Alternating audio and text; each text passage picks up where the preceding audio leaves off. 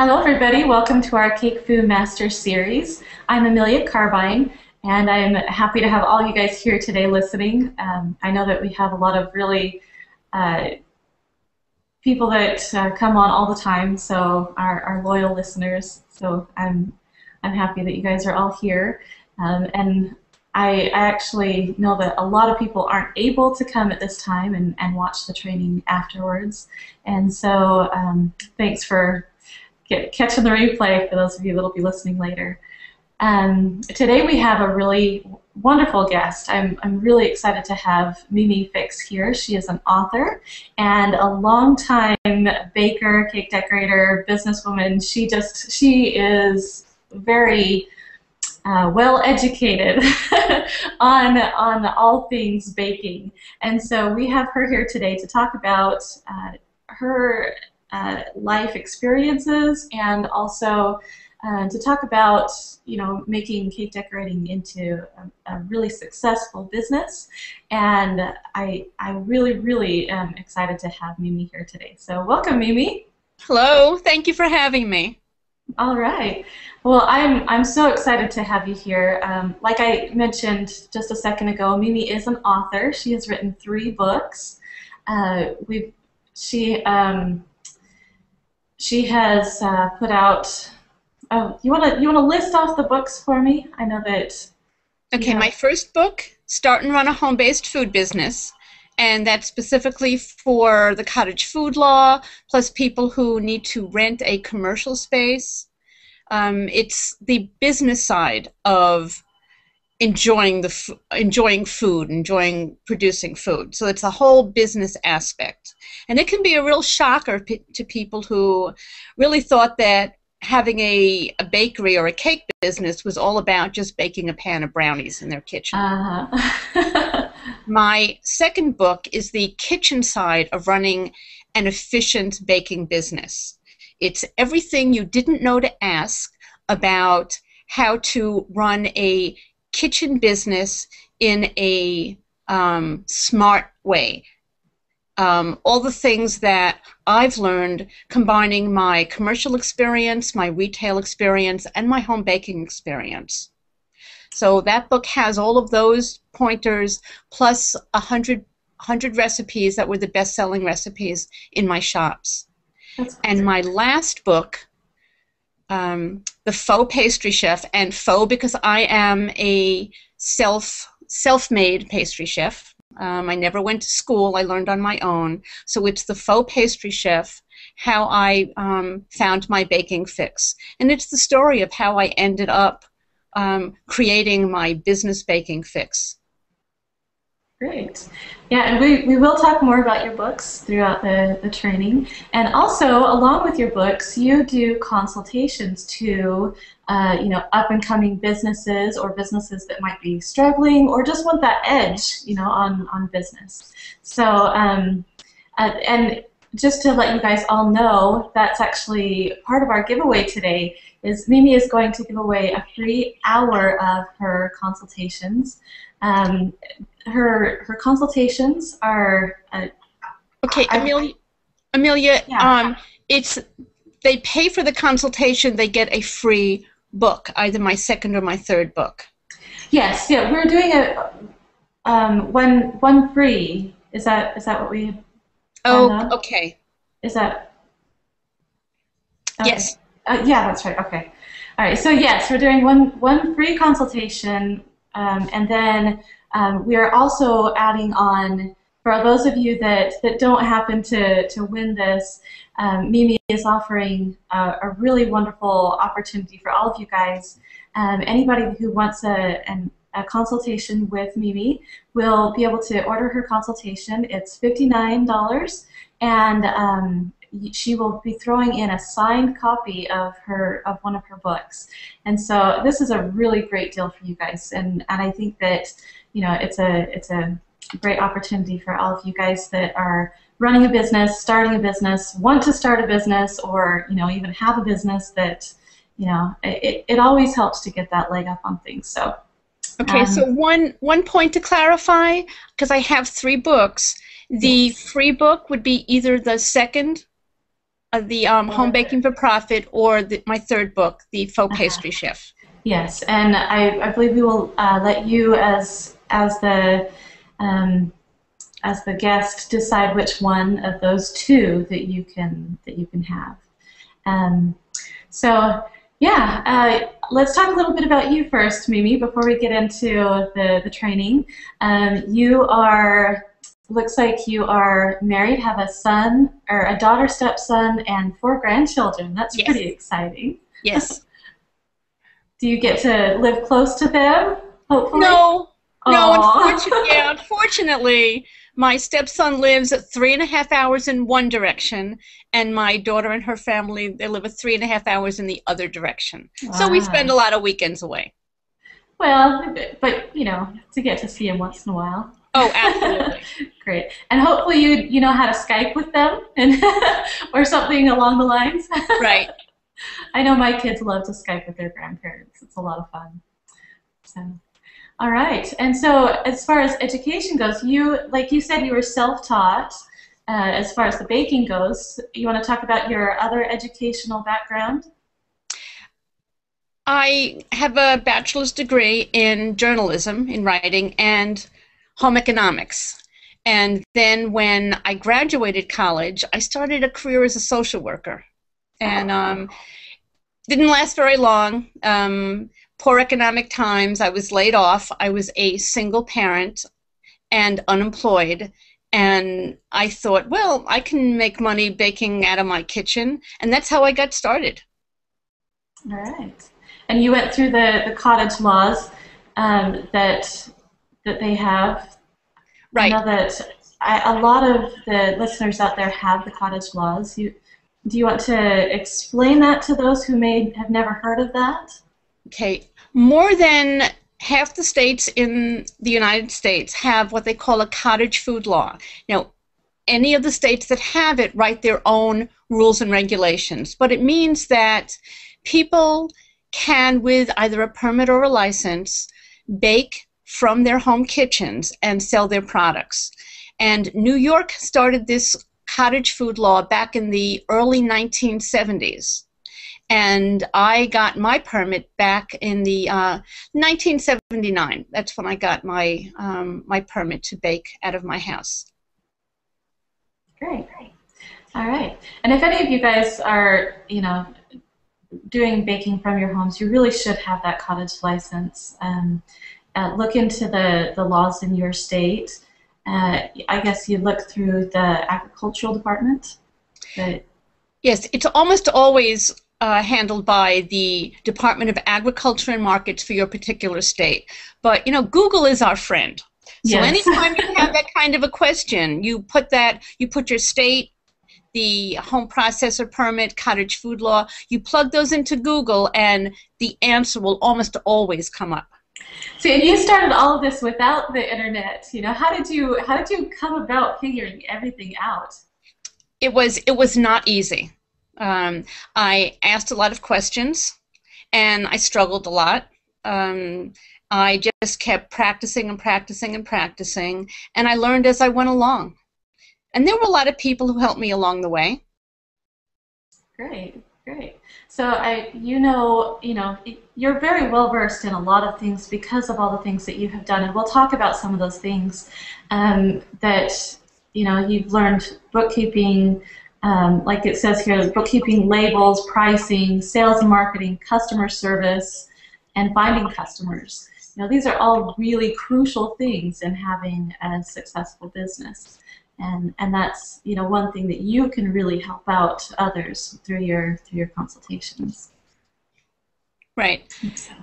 One of the things I write in my first book, Start and Run a Home-Based Business, is that's the book I wish I had when I was starting out. That's good. We all could use that. I think all of us have a little bit of that. Oh, I wish I'd have known this when I first started. So that's wonderful. All right, so let's start into our training, and I guess I'll just let you go ahead and take over from here, and we'll just talk through all of your slides and go from there. Okay, now I'm I'm not that technical here. I see a slide on the bottom. I see Yep. the pictures that I sent, but I can't read the words on them. Okay, you know what? If you click on that screen on the bottom, the one that has the words, it'll bring that up as your main screen. Okay. Oh, sorry. Told you I wasn't that technical. That's okay. Everyone else sees that main screen, but you do have to click on that. I did not mention that to you. Sorry. Okay. So I've been in this business for many, many years, way more than 30 years. Okay. And I started in my kitchen. I moved on. At this point right now, I'm back in my kitchen. I have a home processor permit, but I spend most of my time either teaching. I teach in the local area colleges, and we have a culinary institute, and then at the Culinary Institute of America. And I do more writing, and I do a lot of consulting with people around the country when they have usually particular questions about how they want to proceed or some issues that come up. I do troubleshooting. Great. Okay. Oh, I got ahead of myself there. So I teach hands-on baking in a local culinary program. This is in the adult ed program, and a lot of the basic baking classes I teach. Bread, pie, cakes, cookies. That's great. Okay. This is me when I first started out. This is my very first farmer's market. And if you take a look at, that's me standing there. If you take a look at my table, you'll see that it doesn't appear that I know what I'm doing. I have everything just jammed together on one small table. And I learned over the years that having a really nice looking table display is very, very important. That's good. That's good to know. These are all things that you have as information for other people. I think that's great. Okay.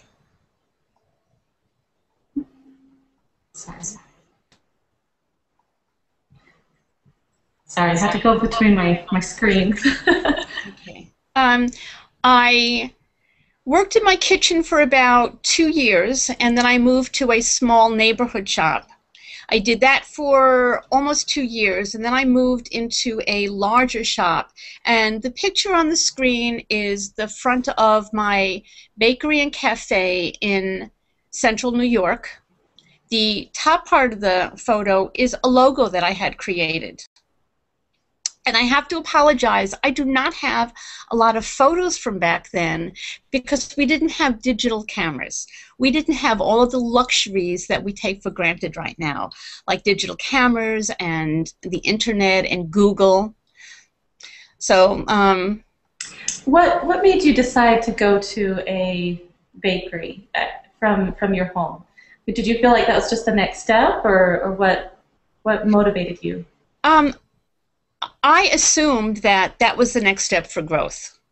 Because I didn't have any business background, I did not understand that there were options for me. And I assumed that to make more money, I had to move into a retail space. One of the things I've learned over the years is that I made more money in my kitchen than I ever did from any of my retail stores. Okay. Because, was it due to overhead? Is that? It's two different things. One is the overhead, because when you have a shop, you have rent, you have utilities, you have employees, and one of the things about having employees is that there are a lot of security issues involved. So people believe, I'm trying to be a little tactful about how I say this. Unfortunately, I think that the majority of employees will help themselves to the business owner's goods and income. And it's very unfortunate, but that is just part of the business. So when you are looking to expand, take into account the that you can have in place to protect your business. So when I had a business, the bakery and cafe, for instance, I had 19 employees.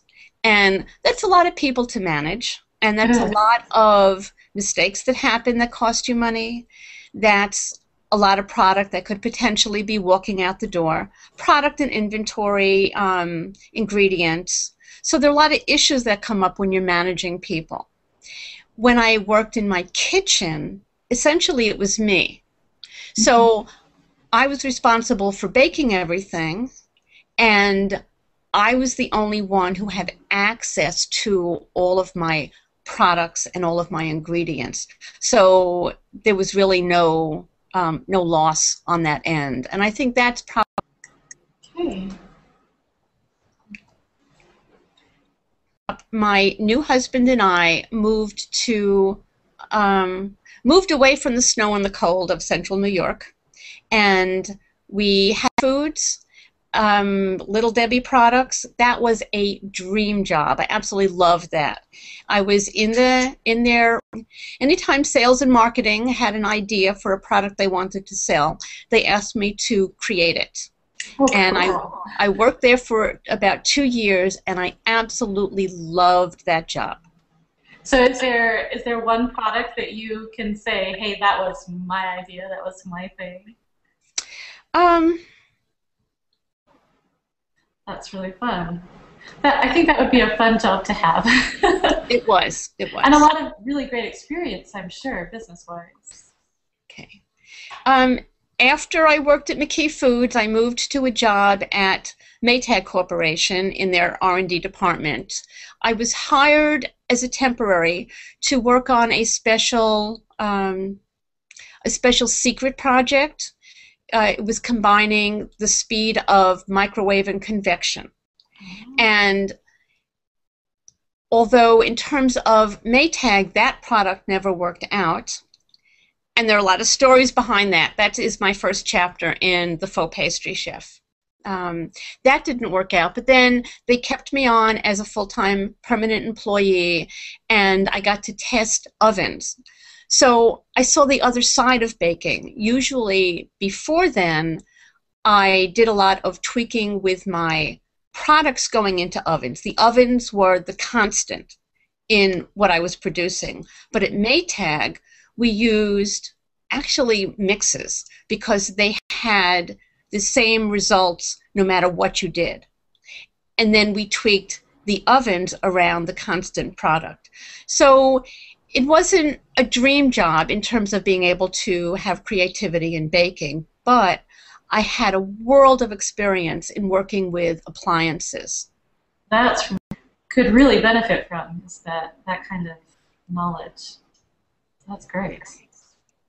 That's really great. Okay. Okay, so now I really miss the hands-on baking. I miss the life of a pastry chef. I miss being in a retail bakery. I'm going to leave and I'm going to get a better job. So I took a job as executive pastry chef for a national market and bakery. This was in the DC area around Washington, DC. It was quite an experience, and turned out that it wasn't the best experience. It showed me another side of the business world. Okay, great. They look delicious, all those desserts. Yeah. Okay, so I moved from there to a large hotel chain, a very upscale chain, also in the DC area. And I was the only pastry chef for several hundred. It was a resident hotel, and it was a very hard job in terms of physical labor. I know most of us imagine that a pastry chef goes from one cake to another, and in this particular job, I did everything, and I was the only person.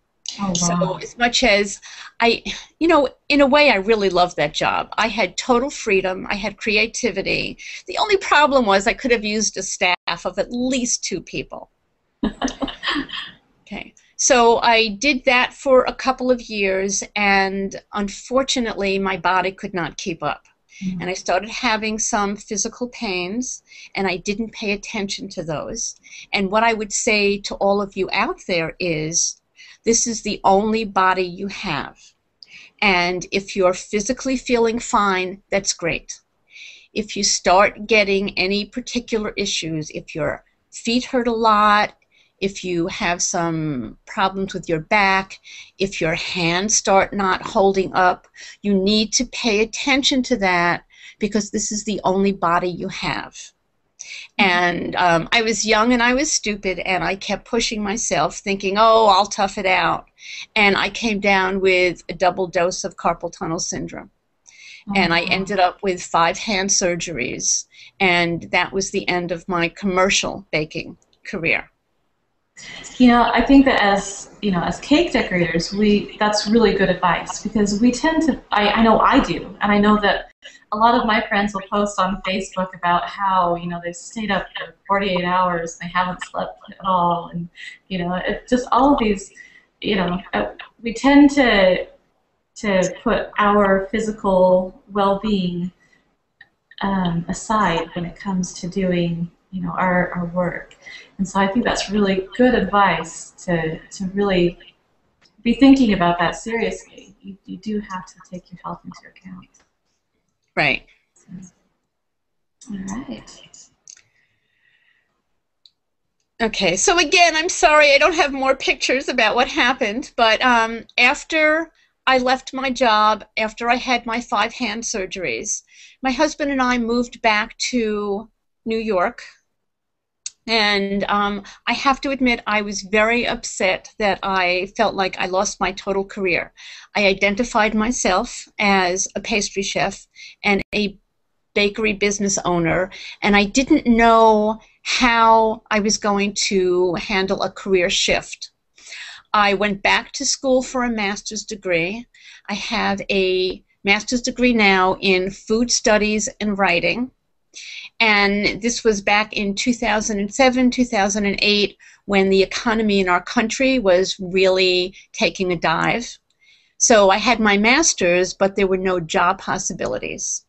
And my husband and I talked about this, and I thought, you know what, I'm going to go back to my roots. I'm going to go back to what I know. And I got a permit to, under the New York Cottage Food Law, to bake and sell from my kitchen. And amazingly, as I told people what I would be doing, people didn't ask me, oh, what are your products? What are you going to be selling? Where are you going to be selling? People almost invariably said to me, hey, I want to do that. How do you go about doing that? And that was what prompted me to write Start and Run a Home-Based Food Business. Mm-hmm. So that was published in 2009. So this is your book, The Home-Based Food Business. Yes. Your first one. Yes, this is my first book. Okay. Great. And the response has been overwhelming. There are so many people who need to create an income or just really enjoy being like a hobby baker and want to turn that into a business. And this book is almost everything you need to know to take your skill and turn it into a business, or how to create an income by starting a business and pulling up some of the skills that you might have. This kind of information is wonderful. I know that there's so many people out there that are the hobbyists. I have an echo going on, I'm sorry. But are hobbyists and want to make it a business, but just don't know how. So this is great information. Okay. Okay, so when I wrote the book, I had a website put together to support my book. So I started this one in 2009. There's an extensive website, and you'll see on the menu, all the way on the left-hand side, the fix, that is my blog. And I post every 3 or 4 days. I do a lot of business issues. I talk about bakery tours because I still love going to bakeries. Going to bakeries is your market research. That's where you're going to learn a lot about what's out there and to help give you ideas for what you can do also. Great. I have been on your website. The website there. And this is your blog? This is my blog. And I just got a new blog. Behind the scenes, there are a lot of security issues with blogging. So we just put up a new blog over last weekend. If you go to my blog now, you'll find there's only one up there. It's the new one starting now. And there is an archive button on the right-hand side of this particular page at the top. It's a dark, like a brownish red button. And you can still access all of my old blogs from that button. And you do a search for like business or baking or recipes, and everything will come up. Great. Awesome. Okay, for those of you that know, I've just been brought to, well, it's brought to my attention that there's the chat section on the side of the screen here on our training. If you click on that little chat box, you can chat amongst everybody. I think that not very many people are aware of that. So, and I apologize for the echo. Is that, I'm wondering if that's coming through your computer in your room? I don't know. Okay. I don't hear an echo. Oh, you don't? No. Interesting. I wonder if it's on my end. See if I can get that worked out. Okay. Here you go. Okay, these are a couple of pages from my blog. I actually, okay, there's consulting services, and I can't see what the bottom is. Our test kitchen, yes. I put this together a while ago, so I don't remember. Okay, so there's a page on my blog for explaining about my consulting services, and my test kitchen. I absolutely adore doing that. I have clients who ask me to test recipes in their cookbooks, or I have a lot of home bakers and retail bakeries who have been going along using the same recipes, and they suddenly have problems with them. And they ask me to do some troubleshooting, and I work up their recipes, and I find where the issues are coming from and send them on their way. And almost always with testing recipes for troubleshooting, it's a different ingredient that they're using and they don't realize it. Okay.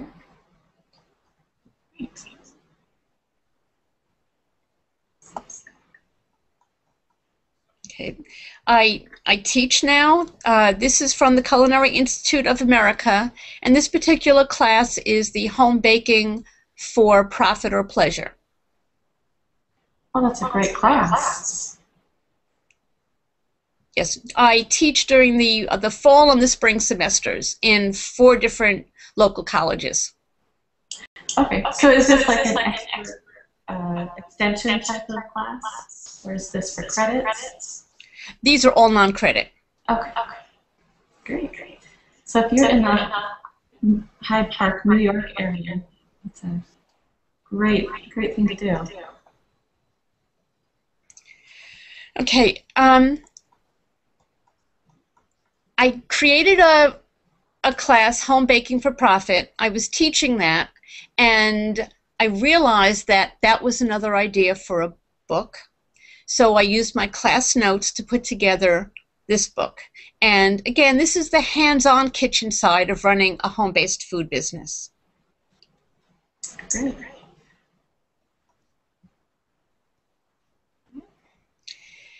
And then my most recent book, like I said before, it's the story of how I ended up creating Baking Fix. And it's also actually an inside look at what it's really like in the retail and commercial food world. What goes on behind the scenes? You know, this would be a great book to read if you were interested in, you know, deciding whether you wanted to do something as far as a home-based business or a retail bakery or, you know, whatever. So, you know, this would be a really good one, and I'm sure you could get a lot of good information from it also. Yes, yes. I also, I have a quirky sense of humor, and I insert that throughout the whole book. So, That's always a good thing. yes, so it's a fun read too. Good. All right. Okay, when my Start and Run book was first published, I was interviewed in New York City for 2 different programs for ABC television. And that was quite an experience for me. I'm basically a really shy person. Even this interview isn't the easiest for me. So this is when I went to New York City, and I have a friend of mine. She's the oldest friend I have from high school, and you can see she's standing with me. And I don't know if you can see clearly, but that look on my face is, oh my gosh, I'm so glad this is over with. I can see it. That's great to get that kind of recognition. Yes, it was fun. And actually, while I was in New York City, I had a chance to do quite a few bakery tours. Bakery tours are probably my favorite thing to do. So in this photo, in the larger photo there, that's Magnolia Bakery in New York City. Cool, I've heard of them. I never miss an opportunity to go into a bakery. Great. You know, I think that that's a really good thing. I think you should always go and try out the bakeries around you.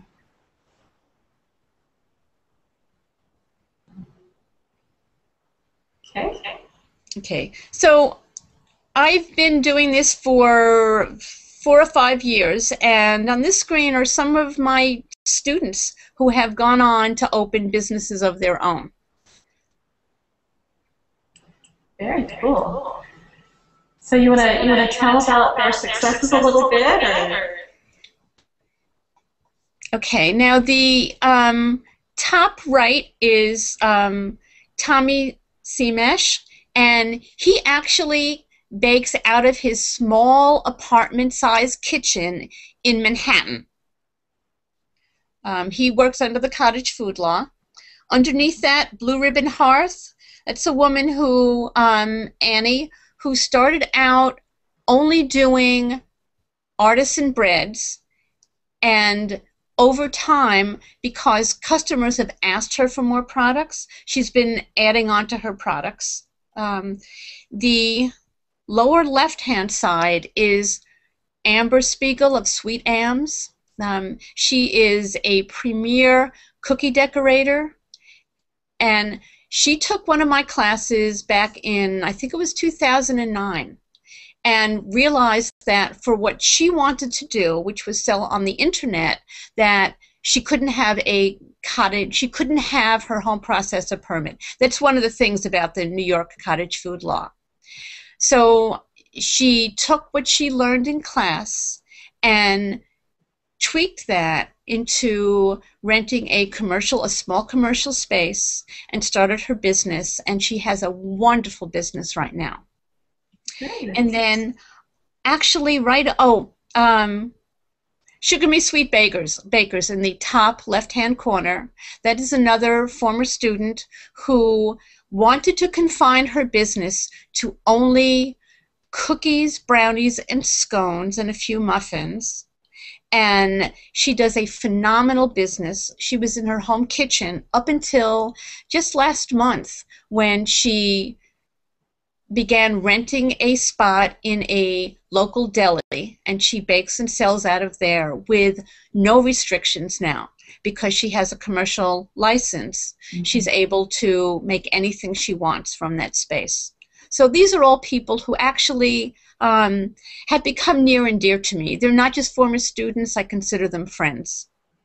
Yeah, well, that is great that you can have that, you know, rapport with the people that you are teaching. And I'm sure you stay connected with them and know about what's going on with them. Yes. And like you said with the cottage laws thing, I'm sure that, you know, that's one downside of having a cottage laws is there are more restrictions than having a commercial kitchen. You know, there are restrictions. However, I always say to my students, we need to thank New York State for allowing us the opportunity to have a business in our homes. And if we need to maybe not do some of the items that we had planned on doing, why don't we start with a small business? There's essentially no overhead when you're working out of your house. If you have no business experience, it's a great way to learn without the pressure of paying for that overhead. And then as you move along in your business, you can think about growing it, maybe moving to a commercial spot, but maybe with minimal expense, you start with the cottage food law and you realize having a business is not what you want to do. So your state will allow you the opportunity with little overhead to create an income. Yeah. Well, you know, in the state of Nevada, where I am, the cottage laws are not in place. Not yet. We're working on it. So it is a very fortunate thing to have that. All right. Okay. One of the side issues when I had my classes and students is I understand that it's really important when you're in business, whether you've been in business for years or you're first starting out, having a support system is very important. And I encourage the students in each of my classes to have contact with each other, to help support each other. And for whatever reason, they weren't able to do that. So my plan B was to start what I call the Hudson Valley Baking Society. And I contacted all of my former students and said, we're going to meet and we're going to talk about maybe having a regional baking club. And we found a home in a culinary school. And we started this about 2 years ago. And it's just made up of bakers who live in our area, who just really love to bake. And about half of them are home processors. So it's a support system for people who have a job or a business in the baking world, plus all the other hobby bakers around. Mm-hmm. And that's been a lot of fun, a lot of fun. Yeah, I think having someone to talk with about baking, you know, having your cake friends or your clubs to go to. And there's always somebody around.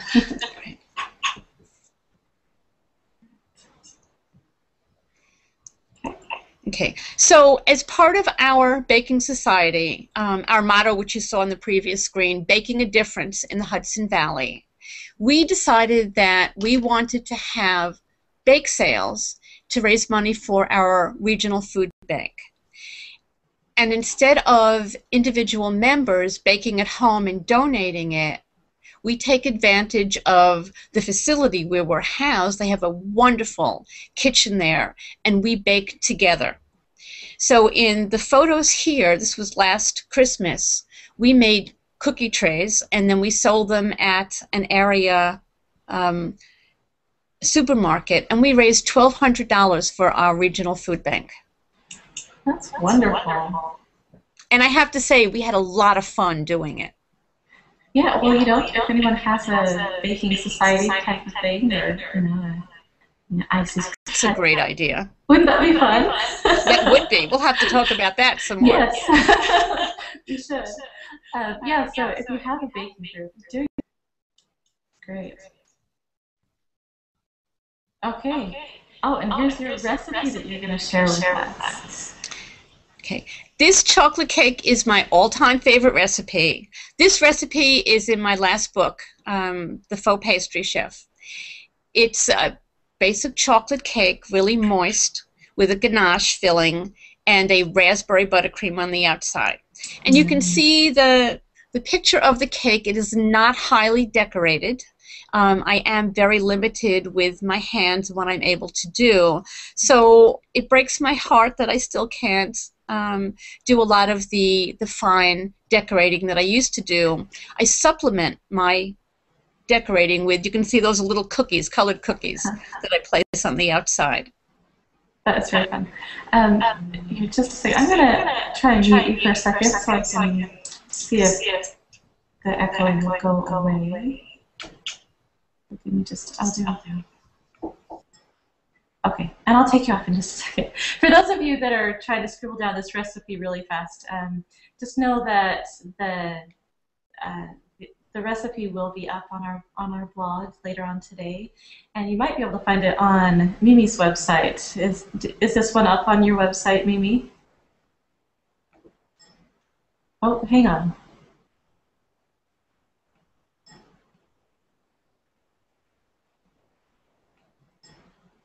Okay. Can you hear? Yeah. Can you say something? Oh, hang on. I'm sorry, I've muted Mimi now.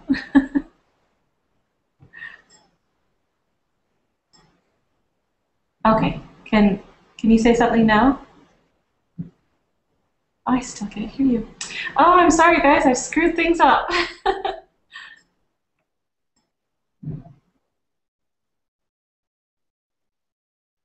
Okay, let me see if...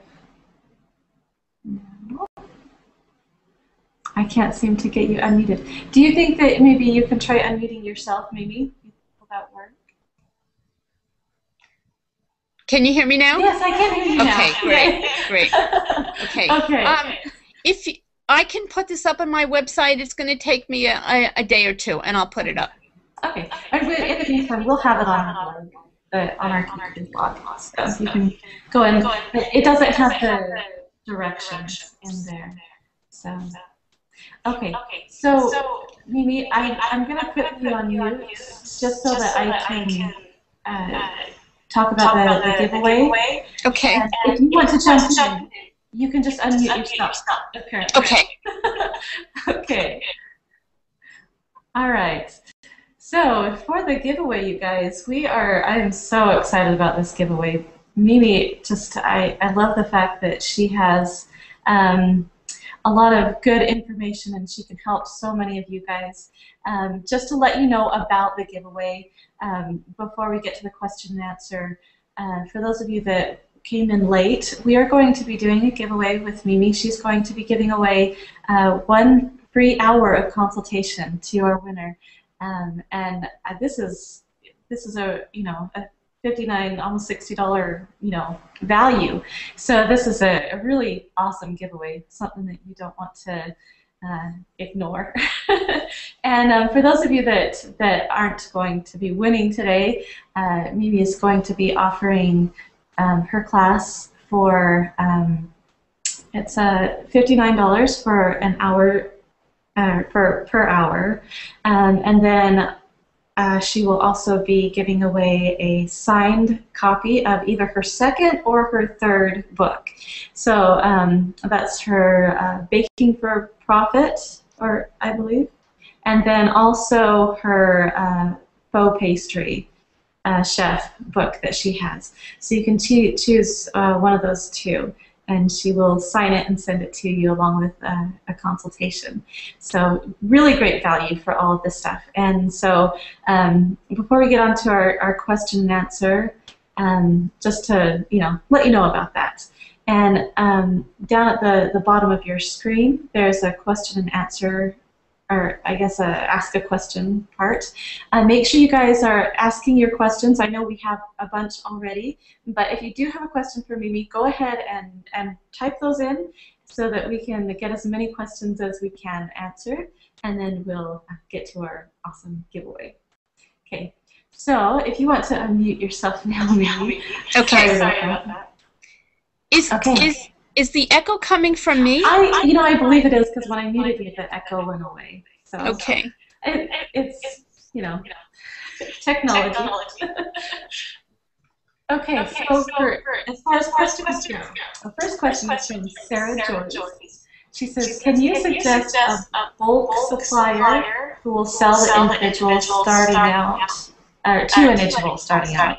Because all the bulk suppliers I have found, which is not many, only sell to businesses. That is standard in the industry. I suggest that you try to find some other people who can buy with you, or create relationships with businesses in your area. There are a lot of small businesses, small bakeries, small delis that mentor new businesses, and you might be able to tag on to their ordering. But it is very difficult when you're baking out of your house to buy from, you're talking about like Cisco or Dawn Foods or like Henry and Henry, those kinds of suppliers. And it is difficult without a retail or commercial address. Okay. If you have like a cottage business, a licensed cottage business, can you use that? I'd imagine you could. It would meet their requirement for being a legitimate business, because you would have a permit or license number, and then you could have a tax number. But for a lot of suppliers, it's the address where they won't drop off an order at a home address. They will only do that at a large retail or commercial spot. Okay. All right. We have Rachel Solero. She asks, do you incorporate in order to avoid liability or people getting sick? And she also asked, what school do you teach the continuing education classes? Okay, I teach in New York, in the Hudson Valley. So there are some of the local community colleges and at the Culinary Institute. So I'm regionally located. For liability purposes, if you can incorporate to avoid any issues, that's fine, but that's costly. I would say that baked goods for health reasons are probably the lowest risk group that you could find for foods. You know, for farmers selling like produce, that's a much higher risk. If we remember, in not too long ago, we had all the problems with produce coming out of certain areas where they had salmonella and listeria. So the baked goods, just by the nature that they get baked, they're not as dangerous.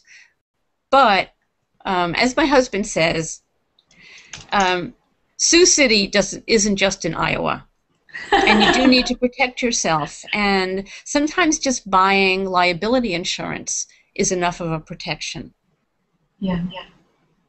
I don't know if this helps, but when I had my cake decorating business in the state of Utah, I actually had an LLS. So I know that I felt like that was security for me, you know. Yes, and that's an excellent suggestion. Okay. All right. Okay, here's an interesting question. Amy Zoll asks, would having an education in culinary be helpful? You mean having a degree in pastry art? I'm assuming that that's what she's asking, if a culinary degree would be helpful. Okay, it really depends upon how you see your career going along and your business going along. Getting a culinary degree means that you are trained in certain aspects. And again, every culinary school is different.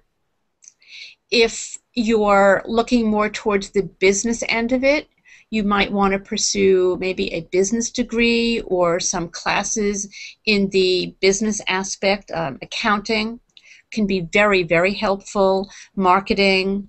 So it depends upon each of you and how you see your career growing. I have to say there are a lot of very successful business owners, restaurateurs or bakery owners who are self-taught, and because they have the capacity for learning on their own? It's a very personal question. All right, we have someone asking where they can buy your book and where in New York do you give your classes. I know that you answered the school question.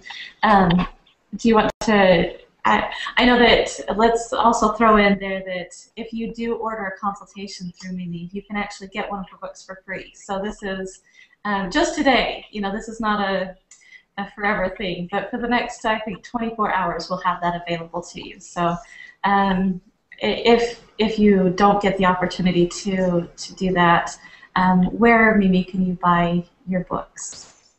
Okay, Amazon.com. That seems to be the go-to place these days for anything. So I have all three of my books are on Amazon. And I believe they're also at Barnes & Noble's. Okay, great. Oh, here's a good question. We have Lisa Sealing. She asks, does one of your books contain information on kitchen and supply organization and bookkeeping? These are areas that are the biggest problems for me. Okay. My first book, Start and Run a Home-Based Business, is about the business side of running a home-based food business. So bookkeeping is in there. It shows the low-tech way, and then you can do Excel, but all of that bookkeeping information is in Start and Run a Home-Based Food Business. The kitchen organizing part would be in my second book, Home Baking for Profit. That book tackles the hands-on kitchen side of running an efficient baking business. Okay, so that one would be a good one to have. Right. Sounds great. For those of you that are wondering about, you know, the Amazon, we actually can put up a link on our website later on today that will have that link to Amazon, so that you can just go straight to her books. So you can just get there from our website. In fact, I think I'll put it up with the recipes, so you guys can just go right on there. And also, I have been informed that the giveaway, or not the giveaway, the consultations that we're offering from Mimi through our website are limited to 30. So the first 30 people to order this will get the consultation with the free signed book. So make sure that you jump on that. Okay, let's see. Oh, here's one from Mary Thompson. She says, I'm interested in starting my own home-based bakery, but my husband is currently unemployed. How feasible is it to start your own business while working full-time? I think it's very possible to start a small business while you're working full-time. Now, this would be for, is it Mary? Mary Thompson. Okay, so Mary's husband is unemployed and she's employed full-time. Am I getting this right? That's what I'm assuming. Yeah. Okay, so Mary wants to keep her full-time job and start a small home-based food business. Okay, that is very, very possible. A lot of my students and readers have done that. You just have to remember that you're one person. You keep your full-time job because that's steady income. That would be your health insurance probably. And then you would need to limit the kind of business you would create so that you're not working 24 hours a day. Yeah. You really have to be organized, I guess. Yes. But you have to remember that you would control the business. So if you're working full-time and say it looks like you're going to be successful and you have lots of orders, you have the ability to limit those orders. You say the words, thank you very much, but I can't do that right now. That's a hard thing to say for some people. Yeah, it is. It is. But you gotta learn how to say it. All right. Let's see. We have Roseanne asks, she says, I was not aware that New York State has a Cottage Food Act in place. Is it only for particular areas of New York State? One of my pet peeves is that I see on many different websites that New York does not have a cottage food law, and that is not true. If you go to the Department of Agriculture and Markets in New York State, they have a home processor page on their website, and there are some limitations, but every cottage food law has certain limitations. So in New York, it's limited to non-hazardous baked goods, which would be any baked goods that do not need refrigeration. So you can sell cookies, brownies, breads, those kinds of items. And the selling venue is restricted. So retail sales, where you're selling directly to the customer, those sales are limited to agricultural venues such as farmers markets and green markets. The wholesale sales are not restricted at all. So in New York State, if you have the home processor permit, you can sell any of your products to a business that will then resell your products. So like all cottage food laws do. Okay. Here's a really interesting question. Lucia Byers asks, as a cake shop owner in Maryland, and knowing here is strictly prohibited to have a home-based business, I am finding it really hard to keep my business alive with so much competition. Do you have any advice for me? You need to think about the kinds of customers who will come to your shop. Think about the products that the home-based food processors are selling, and do your market research. Find products that those home processors are either not allowed to do based on the law in your state, or products that are not worth it for them to do. So if you've got, for instance, most of the new home processors who are selling cupcakes, don't focus on cupcakes, maybe focus on wedding cakes. You're going to have to, I hope you have a business plan. You need to go back and look at your business plan and plug that question in to your plan as to ways in which you can increase your business and not have the home processors competing with the types of products that you can sell. Okay. Great information. Okay, and we have to do our last question because we're out of time. I know that there are a lot more, and I'm sorry that we didn't get to them. We have Jeremy ask, oh, no, that wasn't a question. Okay, and it's our last one.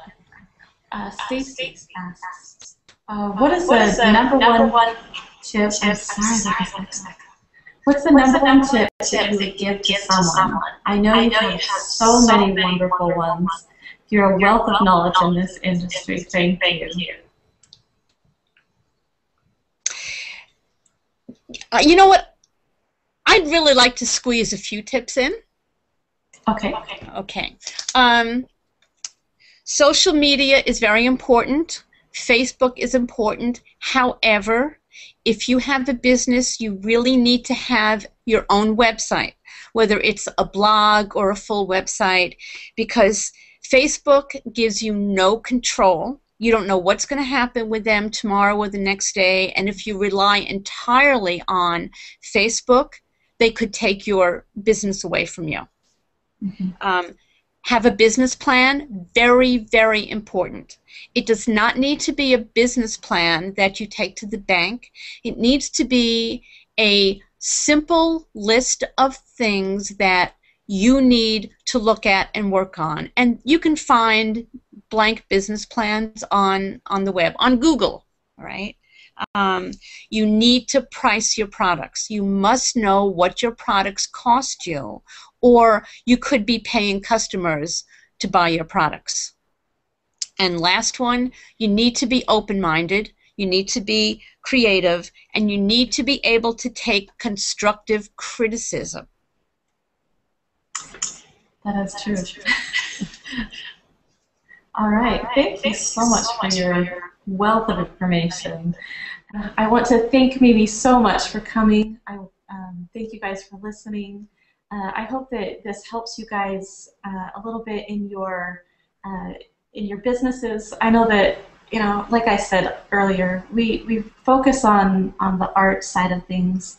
We need to make the business side of things work for us, because we don't want to be working for free. We don't want to be losing out on money and opportunities. So yeah, I thank you. Thank you very much. And I have you on mute. Maybe if you'll unmute just to say goodbye to everybody. Okay. Can you hear me? Yes, yes, yes. Okay. I would like to thank you so much for the opportunity that you've offered all of your listeners to learn a little bit about the business side of running a profitable business. You're welcome. You're welcome. Well, I think that this is something that everybody could benefit from, and I'm really happy that you were willing to come on and talk to us today. All right. Okay, thank you. You're very welcome. Thank you. And thank you everybody that's listening, and I guess we'll see you next time. Bye.